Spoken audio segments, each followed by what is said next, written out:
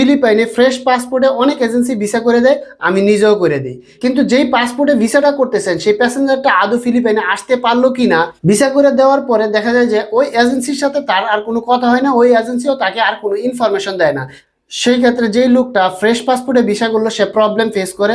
অনেক এজেন্সিকে ফোন দিলে দেখা যায় যে তারা আর কোনো কথাই বলতে চায় না, অর্থাৎ আপনাকে ফ্রেশ পাসপোর্টে ভিসা করে দিছে, ওদের দায়িত্ব শেষ।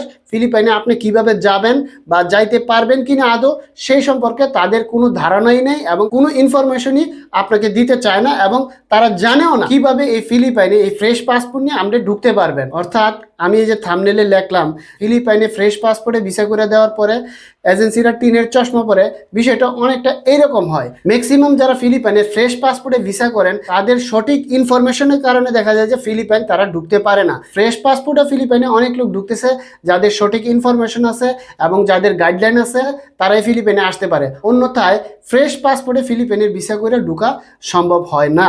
আজকে এই বিষয়ে আপনাদেরকে ইনফরমেশন দিব। সেই সাথে আপনাদের বলি ফিলিপাইনের যে কোনো রকমের ভিসার জন্য আমাদের সাথে যোগাযোগ করতে পারেন এবং ফিলিপাইনের ইয়ার টিকেটের জন্য আমাদের সাথে যোগাযোগ করতে পারেন। আর একটা ছোট্ট রিকোয়েস্ট, চ্যানেলটা সাবস্ক্রাইব করবেন। এই চ্যানেলটা দিয়ে আপনাদের সাথে রিলেশনটা, আপনারা যারা বাইরে ঘুরতে পছন্দ করেন অথবা বিভিন্ন দেশ সম্বন্ধে জানতে ইচ্ছা করে, তাদের মানুষ এবং কালচার সম্বন্ধে জানতে চান, সেই ক্ষেত্রে আমি রিকোয়েস্ট করব আমার চ্যানেলটা সাবস্ক্রাইব করে নেবেন।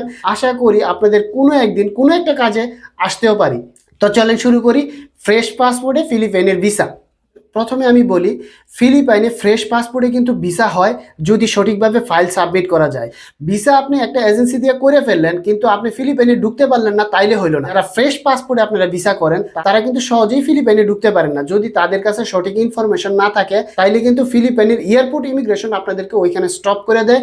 অনেক সময় বাংলাদেশি আপনারা স্টপ হয়ে যান, এক্ষেত্রে দেখা যায় যে আপনাদের ঝামেলা পোহাইতে হয়, টাকা পয়সা লস হয়, এবং বাংলাদেশ থেকেও যদি সুইটা যান দেখা যায় যে ফিলিপাইন এয়ারপোর্ট ইমিগ্রেশন আপনাদেরকে বিভিন্ন প্রশ্ন করে এবং অনেক সময় স্টপ করে দেয়। কিন্তু সঠিক কাগজপত্র, সঠিক ইনফরমেশন এইসব যদি আপনার কাছে থাকে অবশ্যই আপনারা ইমিগ্রেশন ক্রস করতে পারবেন। এখন প্রশ্ন হচ্ছে কারা ফ্রেশ পাসপোর্টে ফিলিপাইনের ইমিগ্রেশন ক্রস করে ফিলিপাইনে ঢুকতে পারে। প্রথমত আমি দেখছি যারা ফিলিপাইনে ফ্রেশ পাসপোর্টে ঢুকছে তাদের মধ্যে বেশিরভাগই হচ্ছে যাদের ফিলিপাইন থেকে ফিলিপাইনোদের ইনভাইটেশন দেওয়া আছে এবং ওই ফিলিপাইনো তার বন্ধু অথবা বান্ধবী এয়ারপোর্টে থাকে, তার ফিলিপাইনের লোকটার ভ্যালিড একটা আইডি কার্ড অথবা ফিলিপাইনের লোকটার পাসপোর্ট নিয়ে যদি এয়ারপোর্টে অপেক্ষা করে এবং বাংলাদেশি লোকটা যদি আইসা বলে আমার লোক বাইরে ওয়েট করতেছে, এই তার ইনভিটেশন, তার ডকুমেন্টস সহ সে বাইরে ওয়েট করতেছে, তাহলে দেখা যায় ইমিগ্রেশন অফিসার তাকে কল করে তার সমস্ত ডকুমেন্টস নেওয়ার পরে তার সাথে তার রিলেশন এবং সব কিছু যাচাই বাছাই করে সব ঠিক থাকলে বাংলাদেশিকে অবশ্যই ফিলিপাইনে ঢুকতে দেয়। এটা একটা অপশন আছে। সেকেন্ড যে অপশন আছে সেটা দেখলাম যদি কারো এখানে জবের অফার থাকে এবং কোম্পানি তাকে ইনভিটেশন লেটার দেয়, কোম্পানি তার সমস্ত পেপার সহ সব কিছুর দায়িত্ব নেয়, সেই ক্ষেত্রে দেখা যায় যে এই কোম্পানি তার ডকুমেন্ট সব কিছু দিয়া ফ্রেশ পাসপোর্টদারিকে, জব হোল্ডারকারীকে এই দেশের ফিলিপাইনে রিসিভ করে এবং সে সহজেই ফিলিপাইনে ঢুকতে পারে, তার কোনো সমস্যা হয় না।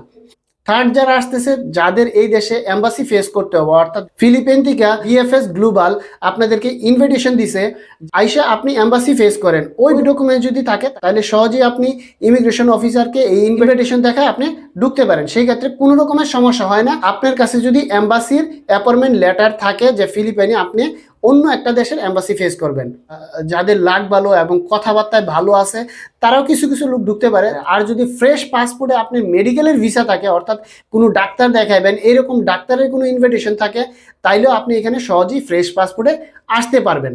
এছাড়াও এক দুইটা আরও ওয়ে আছে।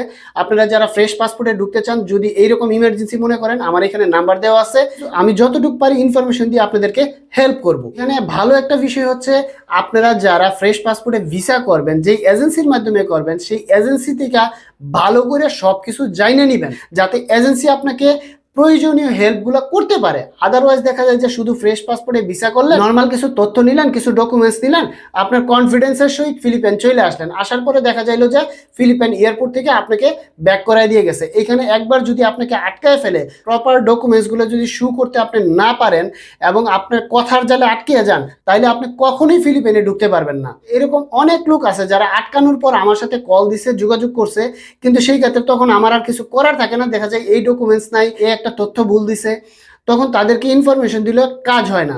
সো আমি বলবো আপনারা ফ্রেশ পাসপোর্টে যখন ভিসা করবেন, ভিসা করার আগেই যোগাযোগ করবেন যাতে আপনারা ফিলিপাইনে ঢুকতে পারেন এবং আপনি যেই উদ্দেশ্যে এখানে আসবেন সেই উদ্দেশ্যটা যাতে সফল হয়। আশা করি যারা ফ্রেশ পাসপোর্টে ভিসা করবেন এবং ফিলিপাইনে যারা আসতে চান এবং ভিসা করতে চান তাদের জন্য এটা কাজে লাগবে। আজকে এই পর্যন্তই, ভালো থাকবেন সবাই, আল্লাহ হাফেজ।